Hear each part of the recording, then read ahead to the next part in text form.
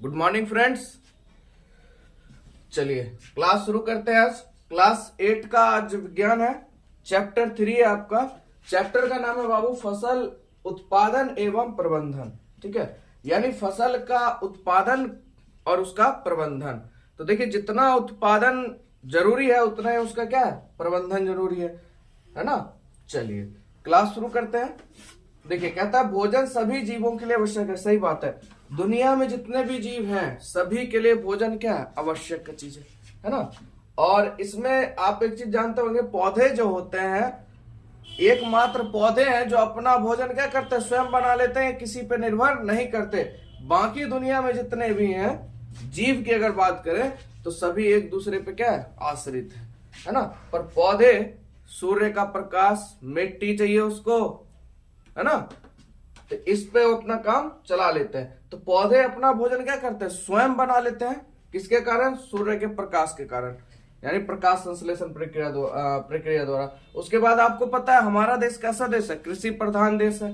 ठीक है, और यहाँ की अधिकांश जनसंख्या कृषि कार्य पर अपनी जीविका चलाती है। मतलब उनका जो जीवन यापन है कृषि आधारित ही है, यानी खेती से ही उनका जीवन यापन हो रहा है। ठीक है, रोटी कपड़ा और मकान, ये तो आपको पता है हमारे जीवन की मूलभूत आवश्यकता है, रोटी कपड़ा और मकान। और एक फिल्म का डायलॉग भी है शायद, रोटी कपड़ा और मकान। ठीक है, तो इन आवश्यकताओं की पूर्ति किस पे निर्भर हो जाती है, हमारे अगर देश की बात करें या राज्य की बात करें तो कृषि पर आधारित हो जाती है। ठीक है, उसके बाद हमारा राज्य बिहार भी क्या है, कृषि प्रधान राज्यों में से क्या है, एक है। ठीक है, बात करते हैं फसल की। ठीक, चलिए अब बात करते हैं फसल की। तो देखिए फसल किसे कहते हैं, सबसे पहले क्योंकि आपका फसल आया ये तो आपके ऊपर से थोड़ा सा जानकारी देना था। ठीक है, तो यहाँ पे फसल, उसके बाद उत्पादन, फिर प्रबंधन पे चलेंगे। तो फसल किसे कहते हैं, तो बड़े भूभाग में उगाए जाने वाले उपयोगी पौधे क्या कहलाते हैं, फसल कहलाते हैं। बड़े भूभाग में उगाए जाने वाले उपयोगी पौधे क्या कहलाते हैं बाबू, फसल कहलाते हैं। जैसे कि गेहूं की फसल, बताइए क्या इतना समय होगा, इतना समय खेती कर पाइएगा गेहूं का, कोई फायदा नहीं है। इतने में आप क्या कर सकते हो, गुलाब का फूल लगा सकते हो, कोई फूल का पेड़ पौधा लगा सकते हो। पर फसल लगाने के लिए आपको क्या चाहिए, एक बड़ा सा भूभाग। ठीक है, धान की फसल, आलू की फसल आदि। समझ गए आप फसल के बारे में। चलिए अब बात करते हैं ऋतुओं के आधार पर फसलों को 3 भागों में बांटा गया। ये बहुत इंपॉर्टेंट है आपका, बहुत एग्जाम में और आगे तक आपको काम देगा। ठीक है, तो ऋतुओं के आधार पर अगर बात करें फसल को कितने भागों में बांटा गया, 3 भागों में। पहला खरीफ फसल, दूसरा रबी फसल और तीसरा जायद फसल। पहला क्या आपका खरीफ फसल, दूसरा रबी फसल और तीसरा जायद फसल। ठीक है, चलिए एक एक करके तीनों के बारे में जानते हैं। पहला खरीफ फसल। खरीफ फसल क्या है, तो देखिए वर्षा ऋतु में उपजाए जाने वाली, किस ऋतु में उपजती है, वर्षा ऋतु में। वर्षा ऋतु में उपजाए जाने वाली फसल को क्या कहते हैं, खरीफ फसल कहते हैं। ठीक है, कब खरीफ फसल होता है, वर्षा ऋतु में, है ना। खरीफ फसल कब होता है, वर्षा ऋतु में। ठीक है, और यह फसल कब से कब तक होता है, जून से सितंबर तक। कब होता है, जून से सितंबर तक। ठीक है, और इसमें कैसी खेती होती है, कपास, सोयाबीन, धान, मक्का। किस किस की खेती होती है, कपास, सोयाबीन, धान और मक्का। यानी वर्षा में होने वाले जितने भी हैं वो किस फसल में होंगे, खरीफ फसल। खरीफ फसल कब होती है, वर्षा ऋतु में होती है। चलिए आगे बात करते हैं बाबू रबी फसल।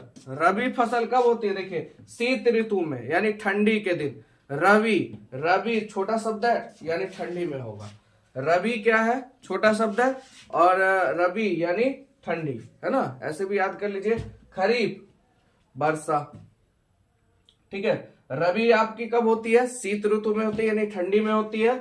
और यह फसल अक्टूबर से मार्च तक की जाती है।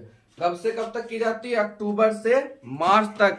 याद रखिएगा, यहीं से आपको पॉइंट पूछता है एग्जाम में। ठीक है, सबसे पहले खरीफ फसल की बात करें तो खरीफ फसल की बात करें तो ये कब उगाई जाती है, वर्षा ऋतु में। खरीफ फसल कब उगाई जाती है बाबू, वर्षा ऋतु में। कब से कब तक, तो देखिए जून से सितंबर तक। कब से कब तक, जून से सितंबर तक। आइए रबी फसल कब उपजाई जाती है, शीत ऋतु में, यानी ठंडी जिसको कहिए आप।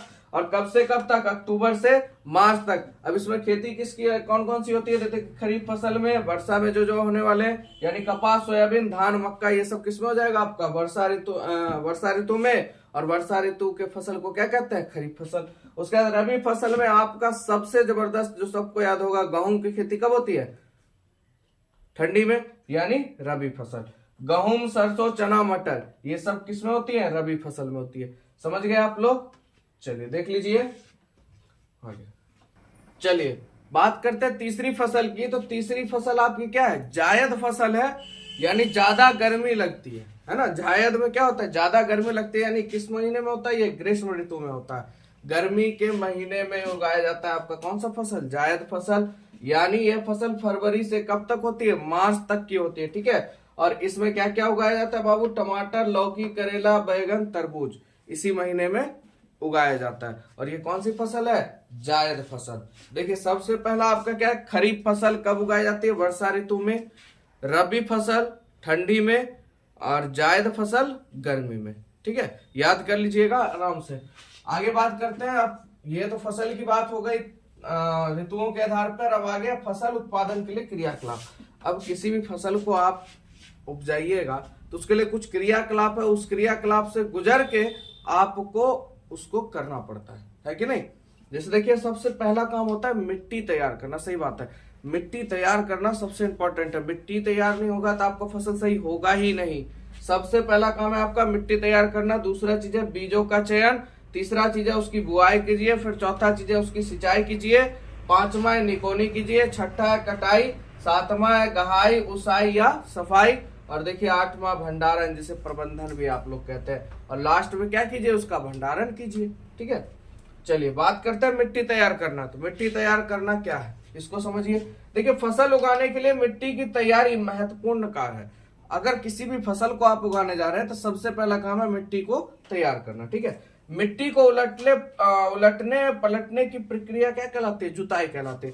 मिट्टी को उल्टाने पलटाने की प्रक्रिया क्या कहलाती है? आपकी जुताई कहलाती है, ठीक है। और जुताई के लिए हल प्रागत उपकरण है। आपको पता है पहले के जमाने, जब अभी तो मान लीजिए वर्तमान में ट्रैक्टर जो भी आपको नजर आता है, पहले के जमाने में जुताई किससे होती थी? हल से होती थी। और उस हल है ना, यहाँ पर लिखा हुआ है हल। उस हल के लिए किसकी जरूरत होती है? एक लोहे की जरूरत होती थी। जो लोहे का क्या था? एक फाल था। और एक जोड़ी बैल की जरूरत पड़ती थी, है ना। तब जाके खेत जोताई होता था। उसमें भले समय जो भी ज्यादा लगे, पर एक चीज था, उससे जो जोताई होता था ना, बहुत जबरदस्त होता था, ठीक है।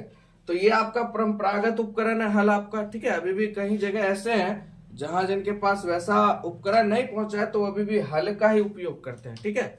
वैसे हम मेरे गांव में भी हली का उपयोग होता है। अब जाके ट्रैक्टर आना शुरू हो गया, जो कि लकड़ी का बना होता है, ठीक है। किसका बना होता है? लकड़ी का। और मिट्टी की गुड़ाई के लिए हल में, मिट्टी की गुड़ाई मतलब सो ना, गहराई तक जाने के लिए क्या लगा होता है? लोहे का फाल लगा होता है, ठीक है।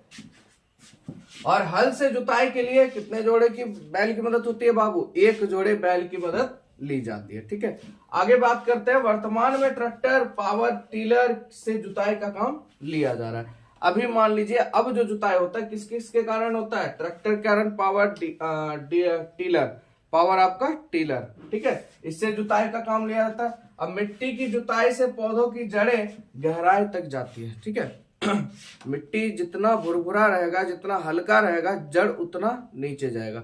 उसको फैलने में क्या होगा? आराम होगा, ठीक है। और मिट्टी काड़ा रहेगा तो फैलने में क्या होगा? दिक्कत होगा। इसीलिए जुताई करना क्या आवश्यक है, ठीक है। ताकि मिट्टी की जुताई से पौधे की जड़ कहां तक जाए? गहराई तक जाए, और पोषक तत्व भी प्राप्त कर सके, ठीक है। ह्यूमस पौधे की जड़ें तक पहुंचते। ह्यूमस जो होता है वो कहां तक पहुंच जाए? पौधों की जड़ों तक। केचुए तथा सूक्ष्म जीवों में वृद्धि की संभावना बढ़ जाती है। अगर मान लीजिए मिट्टी टाइट नहीं है, ढीला है, तो केचुए और जो सूक्ष्म जीव होते हैं तो उनकी वृद्धि की संभावना क्या हो जाती है? बढ़ जाती है, जिससे मिट्टी और पोला हो जाता है, ठीक है। और ह्यूमस का निर्माण तेजी से होने लगता है। इस तरह हम देखते हैं कि बुआई से पहले, यानी रोपने से पहले, या रोपने का या बुआई से पहले मिट्टी की तैयारी महत्वपूर्ण कार्य है, ठीक है। तो आप लोग समझ गए मिट्टी का तैयार करने का काम। अब बात करते हैं बीजों का चयन। तो देखिए अच्छी उपज के लिए पूर्ण एवं स्वस्थ बीजों का चयन क्या है, महत्वपूर्ण है। सही बात है, अगर अच्छा बीज नहीं होगा तो आपकी फसल अच्छी नहीं होगी। अब देखिए इसमें क्रियाकलाप है जो आप लोग भी कर सकते हैं, या आप लोग ने देखा होगा। आप अच्छे बीज को कैसे देखिएगा कि भाई बीज अच्छा है, तो आप क्या कीजिए, ये खुद से आप लोग कर सकते हैं। बाल्टी लीजिए, आधा बाल्टी पानी लीजिए, उसमें क्या कीजिए, मतलब 1 पैकेट 2 पैकेट गेहूं का जो भी है आपका बीज है या चने का बीज है उसको डाल दीजिए। आप देखिएगा उसको थोड़ी देर अवलोकन कीजिएगा, थोड़ी देर छोड़ दीजिएगा। थोड़ी देर छोड़ने के बाद आप देखिएगा जो खोखला होगा, ठीक है, जो खोखला बीज होगा या सड़ा होगा या कीड़ा लगा होगा, वो बीज ऊपर उठ जाएगा पानी के, और जो बढ़िया बीज होगा जिसमें वजन होगा वो कहाँ हो जाएगा, नीचे। बाकी सब जो मतलब सोचिए फोखला होगा, जो खाली होगा वो कहाँ जाएंगे, पानी के ऊपर। इसका मतलब वह बीज के लायक नहीं है, उनको निकाल के फेंक दीजिए। जो आपके नीचे बचे हैं, जो मतलब तैर नहीं रहे पानी के ऊपर, वो आपके बीज सुपर है, तब उनको जाके खेत में आप बुआई कर सकते हैं। समझ में आ गया बीजों का चयन कैसे करेंगे, ठीक है। चलिए दूसरा नंबर भी देख लिया, अब हम लोग देखेंगे बुआई के बारे में। चलिए आगे बात करते हैं तीसरे नंबर की, बुआई का काम। देखिए मिट्टी में बीजों को डालना क्या कहलाता है, बुआई कहलाता है, यानी रोपण भी इसको कह सकते हैं मिट्टी में, ठीक है। बीजों का डालना आपका क्या कहलाएगा, बुआई कहलाएगा। अब बुआई के लिए देखिए 2 विधियां प्रचलित हैं।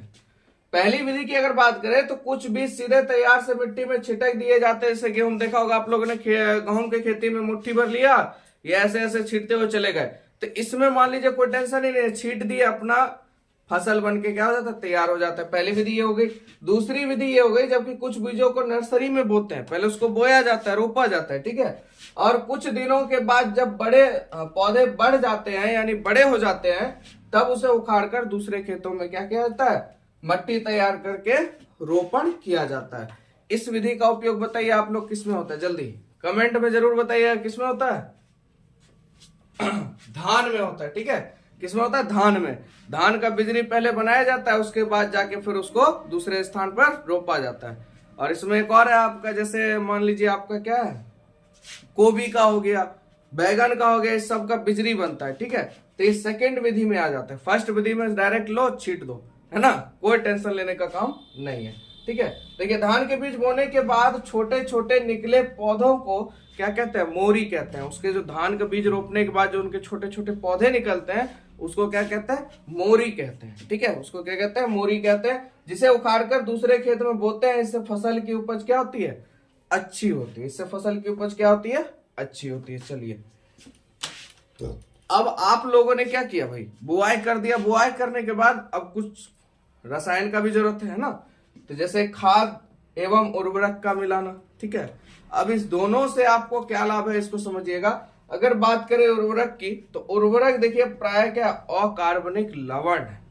उर्वरक क्या है, अकार्बनिक लवण है, जबकि खाद जो है आपका एक प्राकृतिक पदार्थ है जो किससे बनता है, गोबर, मानव अपशिष्ट एवं पौधों के अवशेष के विघटन से प्राप्त होता है। तो बताइए उर्वरक बढ़िया कि खाद बढ़िया, तो आपका क्या बढ़िया हो जाएगा, खाद हो जाएगा, क्योंकि प्राकृतिक रूप से होता है और इसे कंपोस्ट के द्वारा बनाया जाता है। कंपोस्ट मतलब सोचते हैं आप लोग, जैसे मान लीजिए सब्जी का छिलका है, फलों का छिलका है, या सड़े गले फल हैं, कागज है, कुछ भी चीज है जो मतलब सब्जी से रिलेटिव है, उसको क्या किया जाता है, एक खड्डा करके उसमें रख दिया जाता है 3-4 महीने के लिए, और 3-4 महीने के बाद उसको खड्डे में रख के ऊपर से मिट्टी से झांप दिया जाता है, और 3-4 महीने बाद जब उसको निकाला जाता है तो खाद के रूप में कंपोस्ट हो जाता है। तो यही होता है कंपोस्टिंग, ठीक है। तो इससे बहुत ज्यादा लाभ होता है, इसको खेत में देने से उर्वरता बढ़ती है, ठीक है।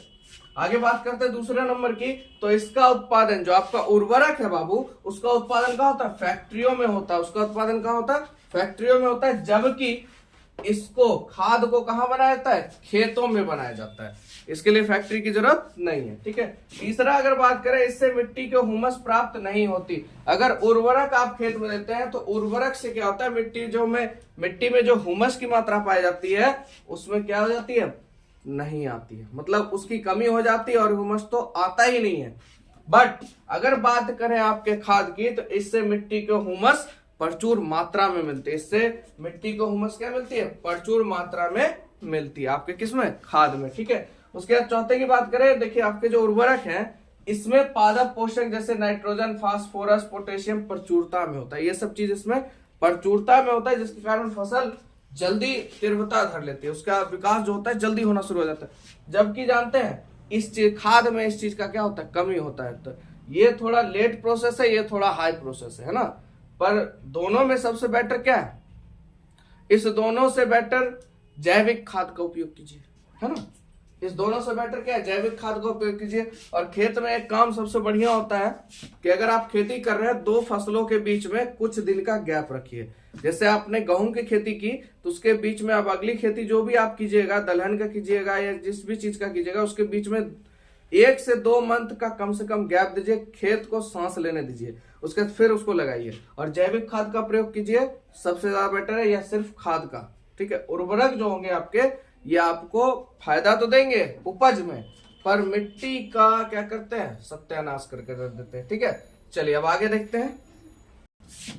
चलिए तो देखिए जैविक खाद के अब लाभ के बारे में जानते हैं। देखिए इससे मिट्टी की जल सोखने की क्षमता में क्या होती है, वृद्धि होती है। देखिए अब मान लीजिए, और पहले पढ़ लेते हैं उसके बाद मैं आपको समझाता हूँ, ठीक है। और इसमें मिट्टी भुरभुरी एवं सरंध हो जाती है, जिसके कारण गैस विनिमय सरलता से होता है। इससे मित्र जीवाणुओं की संख्या में वृद्धि हो जाती है, इससे मिट्टी का गठन सुधर जाता है, ठीक है। अब देखिए ये आप इसको समझिएगा तो सीधा समझिए, इससे बालू आप ले लीजिए, हल्का हुआ बालू या माटी ले लीजिए, मट्टी को खूब ऐसे से उखन दीजिए पूरा, ठीक है। उसके बाद उखनने के बाद आप उसमें पानी डालिए, तो देखिएगा पानी जैसे ही डालिएगा सरासर मिट्टी बैठना शुरू हो जाएगा। होता है कि नहीं होता है? तो यही जैविक खाद के लाभ हैं, ठीक इसी तरह से होता है। तो इसमें जो सूक्ष्म जीव होते हैं ना, ये मिट्टी को क्या कहते हैं, संरंध्र बना देते हैं, मतलब हल्का बना देते हैं। तो मिट्टी हल्का होगा तो गैस का विनिमय क्या होगा, आराम से हो जाएगा, आदान प्रदान वो आराम से कर लेगा। तो ये आपका जैविक खाद से क्या था, आपका लाभ था। समझ में आया आप लोग को? चलिए अब बात करते हैं सिंचाई। अब भाई आपने मिट्टी तैयार कर लिया, बीजों का भी चयन कर लिया, बुआई कर लिया, रोप भी लिया, अब आपको क्या करना है, सिंचाई, पानी देना आवश्यक है कि नहीं है, ठीक है। अब सिंचाई की बात करते हैं। देखिए पौधे को जीवित रहने के लिए जल की जरूरत होती है। पौधा जीवित तभी रहेगा जब उस जल उसके पास है ना। इसलिए फसल के उत्पादन के लिए जल अत्यंत जरूरी है। पौधे को जिन पोषक तत्वों की जरूरत होती है वह पानी में घुलकर जड़ों द्वारा पौधे के विभिन्न अंगों तक क्या हो जाते हैं, पहुंच जाते हैं। और पौधों में लगभग 90% जल होता है। पौधों में लगभग कितना प्रतिशत जल होता है, 90% जल होता है। आगे बात करते हैं, धान एवं गन्ना में अधिक सिंचाई की जरूरत होती है। ये बात आपको पता होगा कि धान और गन्ना का अगर आप खेती कर रहे हैं तो सिंचाई यानी पानी की मात्रा क्या होनी चाहिए, ज्यादा होना चाहिए।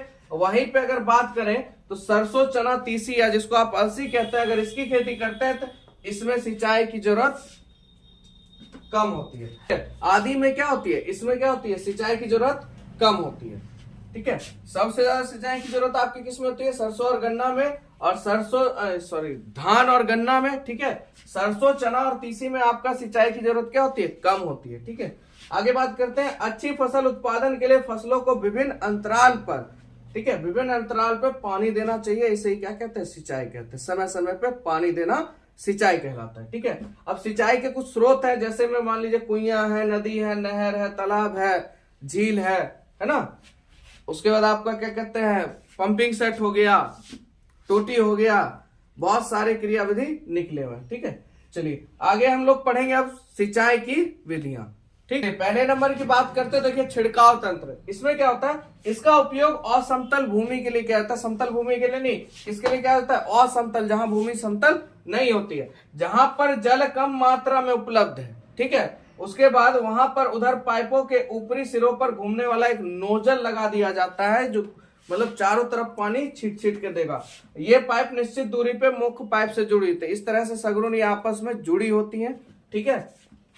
जब पंप की सहायता से जल मुख्य पाइप में भेजा जाता है तो घूमते हुए नोजल से बाहर पानी क्या होता है, गिरने लग जाता है, जैसे झरना जिसे आप लोग कहते हैं, ठीक है। और इसका छिड़काव पौधे पर इस प्रकार होता है जैसे क्या हो रही है, वर्षा हो रही है। और छिड़काव बलुआई मिट्टी के लिए अत्यंत उपयोगी है। देखिए छिड़काव तंत्र यानी छिड़काव करना, है ना। झरना सीधा समझिए, झरना जो बाथरूम में लगा होता है ना, चलाते हैं तो पानी सगुन फैल जाता है। तो इससे क्या होता है, पानी का वेस्टेज कम होता है और पानी सही मात्रा में पौधों को पर्याप्त मात्रा में उपलब्ध हो पाता है, ठीक है। आगे बात करते हैं ड्रिप तंत्र की। ड्रिप तंत्र क्या है? तो इस विधि में जल बूंद बूंद करके पौधों की जड़ों में गिरता है।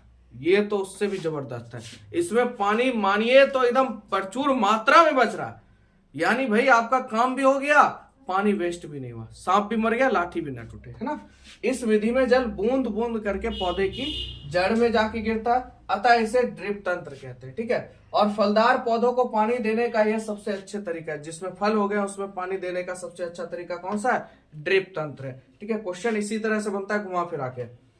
इसमें पौधे को बूंद बूंद करके जल प्राप्त होता है। इस विधि में जल बिल्कुल बर्बाद नहीं होता, अतः यह जल के कमी वाले क्षेत्रों के लिए एक क्या है? वरदान की तरह। कौन सा? ड्रिप तंत्र।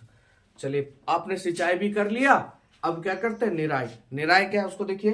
तो खेतों में फसलों, तो आपके खेतों में फसली पौधों के साथ कुछ अवांछनीय पौधे उग जाते हैं जो मुख्य फसल के साथ भोजन, स्थान एवं जल का बंटवारा करके क्या करते हैं? फसल को प्रभावित करते हैं। इन अवांछनीय पौधे को क्या कहते हैं? खरपतवार कहते हैं। यानी जिसको आप जंगल दुब्बी उब्बी देखते हैं ना, फसल के साथ उग जाता है। अब जो चीज आप फसल को दे रहे हो उसी से ये भी अपना क्या कर लेता है? लालन पोषण कर लेता है। भाई पानी दे रहे हो आप गेहूं को, वो बगल में जो खरपतवार उगा हुआ है वो भी अपना सेवन कर रहा है ना। तो डबल फायदा हो जाता है, ठीक है। यहाँ पे भोजन, स्थान एवं जल का बंटवारा करके फसल को क्या कर देते हैं? प्रभावित करते हैं। और इन अवांछनीय पौधे को क्या कहते हैं बाबू? खरपतवार कहते हैं। साथ ही खरपतवार हटाने को, और इसी खरपतवार को हटाने को क्या कहते हैं? निराई कहते हैं। यही जो आपका खरपतवार है इसको हटाने की क्रिया को क्या कहते हैं? निराई कहते हैं, ठीक है। चलिए आगे अब क्या करते हैं हम लोग? फसल की कटाई करेंगे। तो देखिए, फसल के पकने के बाद उसे काटने की विधि को क्या कहते हैं? कटाई कहते हैं, ठीक है। फसल के पकने के बाद उसके काटने की विधि को क्या कहते हैं? कटाई कहते हैं। और मान लीजिए अगर छोटे स्तर पर कटाई है तो आप लोग को पता होगा छोटे स्तर पर किस चीज से काट लिया जाता है भाई? हसुए से, है ना। और अगर बड़े स्तर की बात करें तो उसमें किससे काटा जाता है? मूवर, रीपर या हार्वेस्टर से। किस से होता है? मूवर, रीपर या हार्वेस्टर से, ठीक है।